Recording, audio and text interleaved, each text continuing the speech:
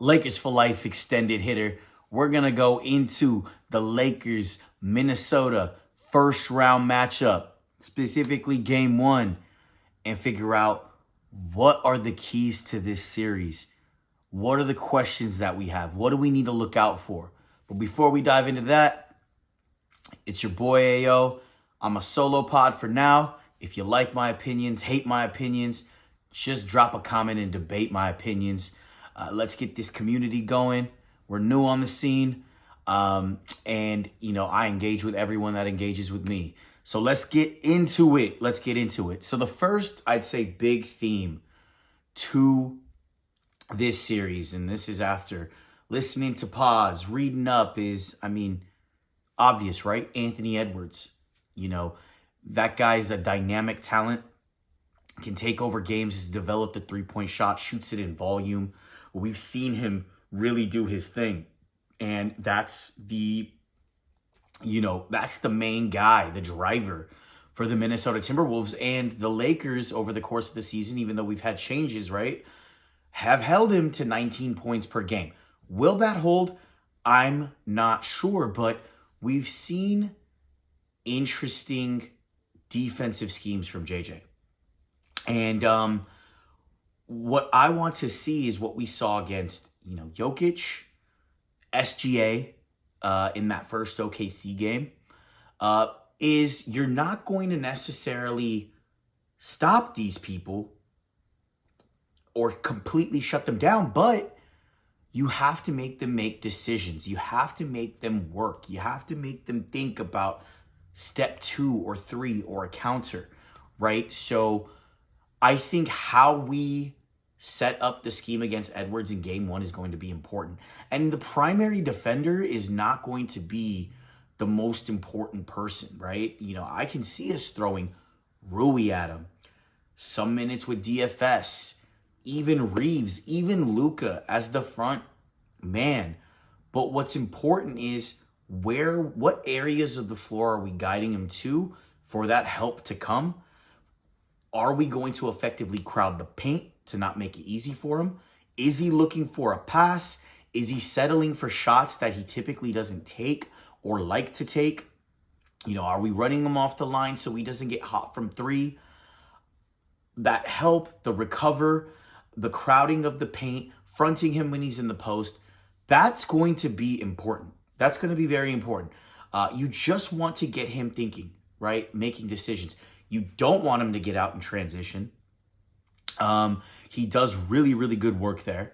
We can't do that. You got to maybe pick him up full court.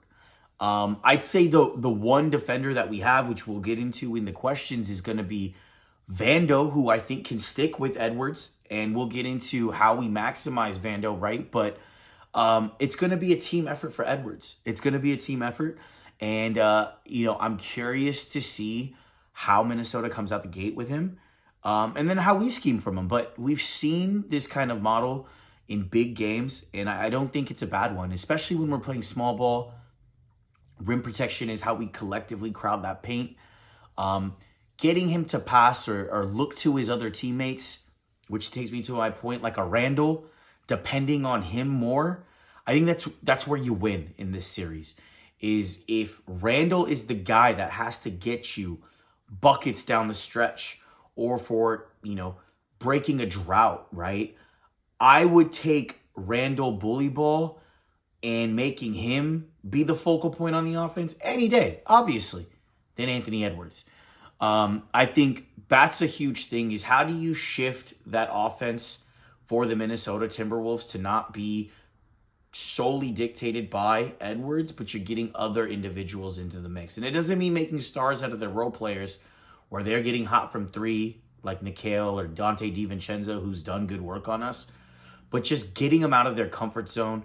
And I think Randall is the guy that you want to really make those decisions offensively. I think that gets Minnesota out of their comfort zone, which takes me to our offensive side of the ball. Number 2, right? What are the mismatches that we need to expose on the offensive end with our trio of Luka, LeBron, Reeves, our small ball lineups, right?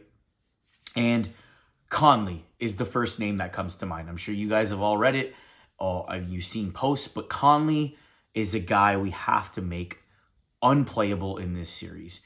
I don't think he can guard any of our trio. You know, they can try to hide him on a Rui, but Rui's bigger. He can take him down in the post. You could try to hide him on DFS, but that might be someone Gobert guard. So you have to make Conley unplayable. You have to hunt him, get him on those switches, and go to work. Go to work. He's not going to be able to stay in front of our trio, right? And that's a player that gives some semblance of another playmaker or person that can lead that offense on the other end for Minnesota. So if they don't have Conley on the floor, that offense on their side could get very chaotic, very dependent on and if we make it uncomfortable him on a person like Randall or the role players. So I think going at Conley is going to be important. And then going at their bigs, Gobert and Naz Reid. And it doesn't have to be on a switch straight up to the basket. But when we're playing small ball, especially with DFS and Rui, our death lineup, it's making them decide how to move and just making them move in general. Is Gobert staying on the corner with DFS? Does he have to help cross court because there's a Reeves and LeBron P&R or a Reeves and Luka P&R, whatever it may be? How do you get Gobert shifting on different portions of the floor, right? And there's going to be head-on matchups where you can hunt him too. We saw that in the finals last year, what Luka did to Gobert, right? We can see how LeBron is not scared to go at Gobert either, especially when he's on a roll. Getting Gobert to think, what do I do? Do I stay home? If I drop, can they get a midi on us? Can they skip past to the corner for three? And the same thing with Naz Reid. You got to get them thinking. I think if you can get them out the game or not be a focal point on their defensive end, that's another good sign for the Lakers, right? You start to take away some of that size that is a big advantage to the Minnesota Timberwolves, right? We don't have size. We have Jackson Hayes, and while he will be playing, he'll be matched up. He's not going to be the fulcrum on the defensive end. He's not going to be the fulcrum on the offensive end, right? He's going to have a certain role, and that role is probably going to be focused on making sure he helps when needed, when Anthony Edwards makes a drive, etc. But I think us exposing those mismatches in game one is important. Let Minnesota counter first. Let them figure out how to deal with it, right? That's going to be big, which leads me to point number 3, our X factors. And that starts with Rui Hachimura. The guy had a great percentage from 3, a career high for the regular season on good volume. I think that was a high as well in his career. Can Rui translate this play from the regular season into the playoffs? We know what he looked like against Denver, and Michael Porter Jr. probably wasn't the best matchup for him, but it was a disaster of a series last year. He's played well this season, and I think if he can translate, a good portion of that game into the playoffs, it's a huge boost for the Lakers. And it's not just the three-point shooting. It's using his physicality as a first line on defense, right? Or even to box out their bigs, Naz Reid, Rudy Gobert, right? We have to collectively rebound on that end. We can't let them get on the boards. But also on the offensive end, having him run that baseline. When LeBron's rolling, having him dunk or drop it off in that dunker spot from the baseline. And again, keeping those bigs or whoever's on the floor for Minnesota thinking, wait a minute, I can't just focus and front load on one side of the ball because Luka's there. There are individuals that can slash and cut and make something happen, and that's what we're going to need, a full package from him. And I think if he can translate his game to game one in this series, it's going to be a huge step for Rui. And again, not so much of an X factor. I think Reeves is going to be a big beneficiary of the gravity that's thrown at Luka and LeBron. I would not be surprised, and you could quote me on it, I would not be surprised if he's our second leading scorer on the team, to be honest with you. He's going to get Minnesota's third best defender. Because what? You're going to put your first and second on Reeves and Luka and leave your third for LeBron? Like, it becomes very challenging with that trio. And I think Reeves is going to be a beneficiary of that. You know, he will have his work cut out for him on the defensive end. He's a guy that teams like to hunt. Luke is a guy that teams like to hunt. But I think he's going to have a big advantage, and I'd like to really see him be that second scorer, that reliable scorer, especially in those non-Luka lineups. And not to say I don't want LeBron to have numbers and score, but leading to my fourth point, I need LeBron to be the fulcrum on defense. He makes that thing go. We saw a good spike with DFS. We know he's the guy on the defensive side of the ball. But LeBron engaged makes this thing go. That's how we were the number one defense or top three defense for an extended period of time. When he's engaged, when he's rebounding, when he's boxing out, it's a completely different look for teams. And I think we're going to see that LeBron in that first game. And he's a big aspect to our collective rebounding, our crowd painting, our helps and rotations, especially with our scheme that we put on Edwards. But I would love for LeBron not to necessarily take a back seat on the offensive end. He's had very, very efficient games on the offensive end, but he's done his thing on the defensive end too. And that's an MVP. To me, that's our guy.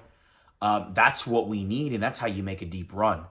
So LeBron's defense returning to what it is. It's the playoffs now. We're going to get playoff LeBron. That is a game changer. So now we get into, so those were the top 4 points, right? How do we scheme against Anthony Edwards and make Julius Randle more of a focus point on offense? Can we take advantage of the mismatches on our offensive side of the ball? How do our X factors in Rui and Reeves play, right? And then LeBron's defense. Now, the questions that I have is on 2 players' utilization.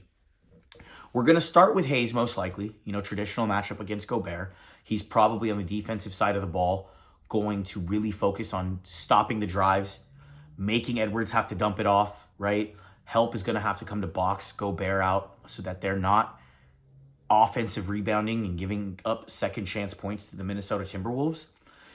But there's not much on the offensive end either. You know, if he can get out and transition, you know, that's huge. Rim run, I mean, that's his strength, right? We need to optimize Jackson's strengths as much as possible.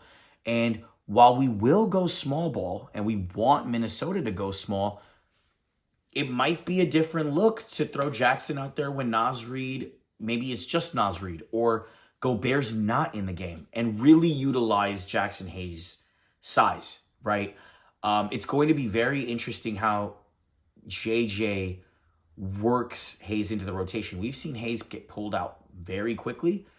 We've seen situations where we've needed Hayes because we're getting killed on the offensive boards and we need some size out there. So how we utilize Hayes is going to be interesting.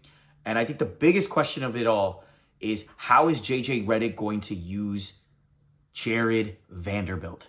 We know Ham did not have anything except planting Jared Vanderbilt into the corner on the offensive side of the ball for the last couple playoffs, or the playoffs prior to his injury, right, for last year's playoffs. But can JJ work in an effective way to use Jared Vanderbilt, right? Because defensively, I think he's the best player you can throw at Edwards. And we saw him frustrate Edwards in that, I believe it was the last game of the season against Minnesota. And we need those defensive chops. He brings size, and he brings that perimeter defensive aspect. It's the offensive side of the ball where he gets played off the floor, right? And it goes not only just JJ can scheme all day, not plant him in the corner, have him set picks, have him be a slasher, right? Work the baseline. But Jared Vanderbilt has to finish. You know, his 3-ball is suspect. He's got to finish in the lane. And it's not his strongest suit. He doesn't have a great layup package, right? But dunks, layups, like, we need to see a step up for him, because I would really like him to be playing this series and not be played off the floor. I think that's super, super important. And, you know, when we go to kind of finish up, who dictates the game is going to be important. Minnesota comes with size. We talked about it with Naz Reid, Randall, Gobert, right? that's their advantage, along with, having a star player like Edwards. That's big for them, right? And they have length in terms of McDaniels defenders. How do you make them play small, which goes into our advantage?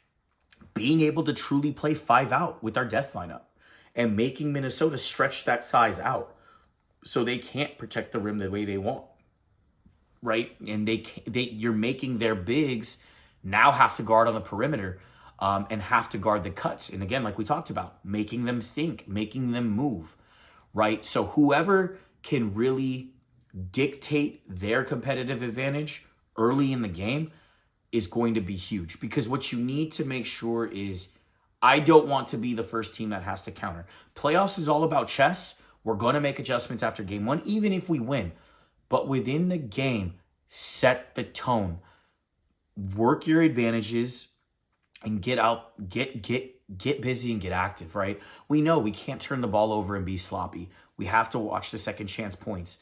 And we talked about the X factors in Rui. We do need those timely threes from Gabe Vincent and Dorian Finney-Smith, right? When they're making shots and they can hit from the corners, we are an unbeatable team, right? We're not going to get it maybe to the full degree we'd like, where they're just scorching, but just an even keel game. Make your open threes, make the timely threes that are momentum shifters, right? That's going to be important. But whoever can dictate this game with their competitive advantage, which I think we should have no problem doing, we need to really impose ourselves onto Minnesota. I think that's going to be huge. I think is going to be successful in this series, which, final prediction, I want to go Shannon Sharp, Lakers in 5. I love it. But I do think there's going to be a couple games where Anthony Edwards gets loose. I'm going to go Lakers in 6. It is very important we win these first 2 games in LA. That's how you get to 5 games in this series. But Minnesota messes around, steals one in LA. You don't want to give them confidence. You don't want to give Anthony Edwards confidence. That dude could get loose and get off, right? But, I didn't talk about Luka in this pod because we know what he did to Minnesota, and I'm just expecting that to be constant from last year, right? So we need him to be our number 1 star player, right? But I think it's Lakers in 6. If we can win, and not even if, we need to win the first 2 in LA. Hands down. I think Minnesota's not going to make it easy on us. They played well. They were the highest in net rating, or top 3 in net rating, for a good portion of the second half of the season. This is not going to be an easy series, but I think if we really hone in on what our strengths are and execute that defensive plan, I'm really curious to see JJ's counters. I think we're going to be okay. Lakers in 6. Tell me about what you think. Drop your comments. What did I miss? What do you see differently? What do you agree with? Like it or hate it, drop a comment and debate it.